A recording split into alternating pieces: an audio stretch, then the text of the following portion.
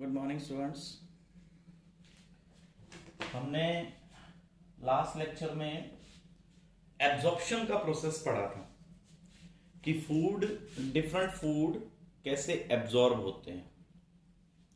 अब हमने next fourth process assimilation देखना है।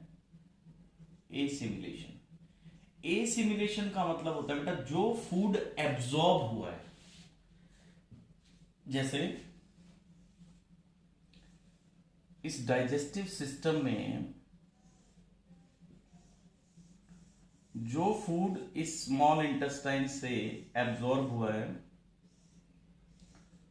वो अपन पहले पढ़ा था कि वो यहां से ब्लड के थ्रू किस में जाएगा, लीवर में।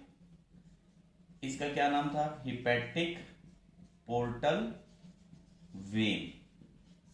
वो इस सारे मटेरियल को जो एब्जॉर्ब हुआ है उसको कहां छोड़ के आएगी, लीवर में छोड़ के आएगी। अब लीवर में जब ये मटेरियल पहुंचता है तो क्या होता है, जैसे हमने जो प्रोटीन्स खाए थे वो किस में कन्वर्ट हो गए थे, अमीनो एसिड्स में। अब अमीनो एसिड्स हर रोज आ रहे हैं हमारे पास, लेकिन उतने अमीनो एसिड हमें चाहिए ही नहीं, एक्स्ट्रा हैं। तो लीवर क्या करता है, उन अमीनो एसिड को डीअमाइनेट करवा देता है। देखो जो एक्स्ट्रा आ रहे हैं सरप्लस अमीनो एसिड, जो एक्स्ट्रा आ रहे हैं उनको लीवर क्या करेगा, डीअमाइनेट करवा देगा। डीअमाइनेट करवा के क्या बनवा देगा उनसे, अमीनो ग्रुप। ये अमीनो ग्रुप हटवा देगा बेटा। ये अमीनो ग्रुप कार्बन डाइऑक्साइड के साथ मिल करके ये बना देगा यूरिया, और फिर उस यूरिया को ब्लड में जाने देगा। ब्लड उसको किडनी तक लेके जाएगा, किडनी उसको यूरिन के थ्रू बाहर निकाल देगी।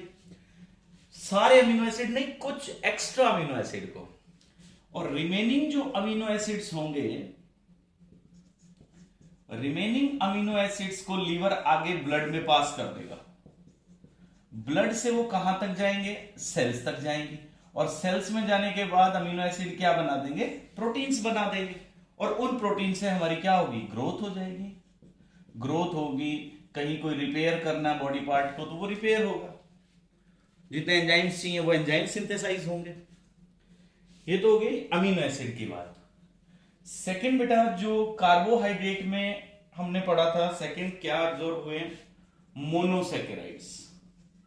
मोनोसैकेराइड्स में क्या क्या गया, मोनोसैकेराइड्स में हमने पढ़ा फ्रक्टोज गया, और क्या था बेटा, गैलेक्टोज, और क्या था, ग्लूकोज। ये तीन फॉर्म में हमारे पास सारा कार्बोहाइड्रेट आता है। So these two carbohydrates, fructose and galactose, are converted to glucose by the liver. Liver इसको कन्वर्ट करके ग्लूकोज में कन्वर्ट कर देगा। और अब ये जो ग्लूकोज है, this glucose get stored in the form of glycogen, where, in liver and in muscles. These two organs will store this glycogen. Okay. जितना ग्लाइकोजन आपके लीवर और मसल्स में स्टोर्ड है, ये ग्लाइकोजन अगर हम खाना नहीं खा रहे हैं तो सफिशिएंट फॉर 12 आवर्स ओनली। अगर हम और कोई फूड नहीं ले रहे हैं, फास्टिंग पे हैं, तो this stored glycogen will help you for next 12 hours during fasting. तो लीवर और मसल से वो ग्लाइकोजन आता रहेगा। तो अगर हम फूड खाएं ना लंबे टाइम तक, तो हम कब तक सर्वाइव कर सकते हैं, हम 6 वीक्स तक विदाउट फूड सर्वाइव कर सकते हैं। तब तक कौन काम चलाएगा, तब तक बेटा स्टोर्ड फूड जो होगा हमारा, स्टोर्ड फूड कौन है, fats. That fat would be used for the energy. Next बेटा इसके बाद है तीसरा कॉन्स्टिट्यूएंट, फैट्स। फैट्स जो हमने फूड में लिए थे वो कहां गए, फैट्स जो हमने लिए वो बॉडी के अंदर फैटी एसिड प्लस ग्लिसरॉल मिलकर के फिर से क्या बना देंगे, फैट सिंथेसाइज हो जाएगा। फैट्स को कहां यूज करेंगे, सेल मेम्ब्रेन बनाने में यूज कर लेगी बॉडी। इसकी लेयर बन जाती है, लेयर अराउंड ऑर्गन्स। आपने पढ़ा है लोअर क्लासेस में कि ये प्रोटेक्ट करता है, इंसुलेटिंग लेयर बनाता है फैट हमारे अंदर। और एक्स्ट्रा खाएंगे तो वो स्किन के नीचे एडिपोज टिश्यू में स्टोर होता जाएगा और वो फिर फैटी अपीयरेंस आने लग जाएगी। एक्सेसिव फैट बॉडी ऑर्गन्स के अराउंड स्टोर होगा और वो ट्रबल देगा, अल्टीमेटली मेडिकल कॉम्प्लिकेशंस आएंगे बेटा उससे। इसके बाद नेक्स्ट जो लास्ट स्टेप है वो है बेटा इजेशन। इजेशन यानी कि जो वेस्ट है, जो स्टूल्स हैं, उनको बॉडी से रिमूव करना, इजेशन। इजेशन का प्रोसेस जैसे लार्ज इंटेस्टाइन में ये कोलोन है, फिर आगे ये रेक्टम आ गया बेटे। इस रेक्टम में यहां पे वेस्ट स्टोर होता है। Removal of this waste from the body through this anus is egestion. अब यहां पे जब फूड आ जाता है इस जगह पे, इस कोलोन में, तो यहां पे फूड मैक्सिमम 36 आवर्स तक चल सकता है बेटा, 36 आवर्स तक। और जब वो इसमें पास होगा तो यहां से आपको पता है क्या एब्जॉर्ब होता है, वाटर एब्जॉर्ब होता है। यहां पे हमारे फ्रेंडली बैक्टीरिया हैं जो उस वेस्ट, जो हमारा वेस्ट है उस पर फीड करते हैं, इन रिटर्न हमें विटामिन देंगे।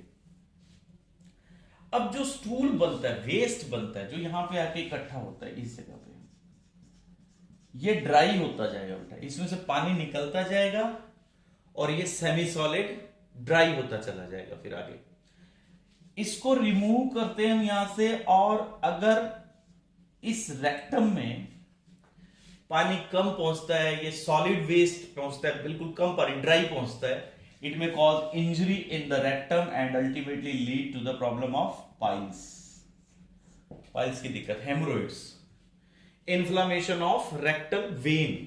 हेमोरॉइड्स जो प्रॉब्लम होती है, इसमें ब्लीडिंग होने लग जाएगी, बहुत अनकंफर्टेबल कंडीशन पेशेंट की आ जाएगी अगर यहां पे इस रेक्टम में इंजरी होती है बच्चे को, जिसको पाइल्स या हेमोरॉइड्स बोलते हैं। अब जो स्टूल्स होंगे, जो वेस्ट होगा, इसकी क्या कंपोजिशन है? इस वेस्ट के अंदर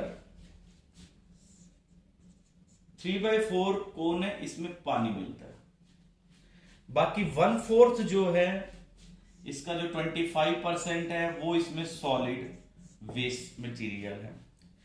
इस सॉलिड वेस्ट मटेरियल के अंदर क्या क्या मटेरियल है इसमें? अगर इस 25% को, इसको देखते हैं तो इसमें 3% तो मिलते हैं बेटा बैक्टीरिया, इसके साथ इसमें मिलता है 30% अनडाइजेस्टेड रफेज, रफेज क्योंकि सेलुलोज है, डाइजेस्ट होगा नहीं।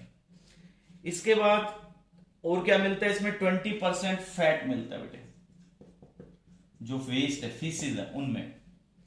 और क्या मिलता है इसमें? 15% इनऑर्गेनिक मैटर है,